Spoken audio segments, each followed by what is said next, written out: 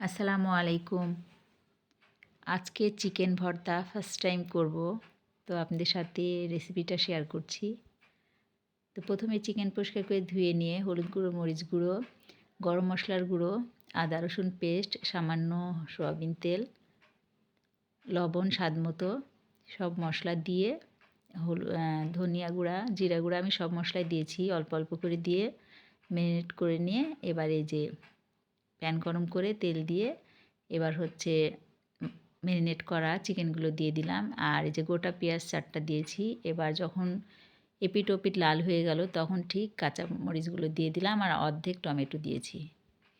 আর দিব ছোট রসুন 4-5টা, আর বড় রসুন হলে 2টা দিলেই হবে। তো আমি এখানে ছোট রসুন ছিল এই জন্য 4-5টা রসুন ছিলে দিয়ে দিয়েছি। এই যে এবার আমার ফ্রাইটা প্রায় হয়ে এসেছে। এবার আমি কয়েকটা শুকনো মরিচ দিয়ে ভালো করে ফ্রাই করে নেব। এই যে শুকনো মরিচগুলো দিয়ে দিলাম, এখন ভালোভাবে ফ্রাইটা করে নেব। তো এইভাবে চিকেন ভর্তা বানালে অনেক মজা হয় খেতে। এক ভর্তায় প্লেট পরিষ্কার হয়ে যাবে, একদম পেট ভরে ভাত খেয়ে নিতে পারবেন।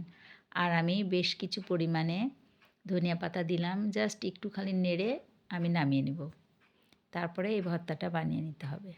তো এই যে এখন একটুখানি লবণ দিয়ে শুকনো মরিচটা ভালো করে ম্যাশ করে নিচ্ছি। প্রত্যেকটা উপকরণই এভাবে হাতে ডলে ডলে ম্যাশ করে নিয়ে ভর্তাটা বানিয়ে নিতে হবে। ভর্তাটা অনেকই সুস্বাদু, অনেক মজাদার, মুখে লেগে থাকার মতো একটা ভর্তা। অবশ্যই একবার আপনারা অন্তত ট্রাই করবেন। একবার করলে বারবার চিকেন ভর্তা করার খেতে মন চাবে আশা করছি। তো এই যে এইভাবে ভর্তাটা মাখিয়ে নেব। দেখেন কতটা লোভনীয় ও টেস্টি মনে হচ্ছে দেখেই, আসলেই অনেক স্বাদ হয় খেতে। তো এই যে অল্প মাংসে অনেকজন মিলে খেতে পারবেন এই ভর্তাটা।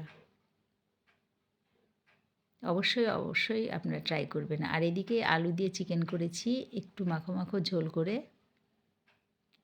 আর সন্ধ্যার নাস্তার জন্য এই যে আমি বুট ভিজিয়ে রেখেছিলাম, যেটা আমি রান্না করে নেব। আর আজকে দুপুরে আছে আপনি সিম ভাজা, গাজর আলু দিয়ে সিমটা ভাজা করে নিচ্ছি। এই যে অর্ধেক হয়ে এসেছে, আমি একটু লাল লাল করে ভাজবো, এই জন্য আর একটু রান্নাটা করব। এভাবে গাজর সিম শীতের সবজি অনেক ভালো লাগে খেতে। তো এই যে আমি দেখেন লাল লাল করে ভেজে নিয়েছি। এইভাবে ভাজাটা করলে খেতে অনেক মজা হয়। সবাই ভালো থাকবেন, সুস্থ থাকবেন। আবার নতুন কোনো ভিডিও নিয়ে চলে আসবো। Thank you for watching my video.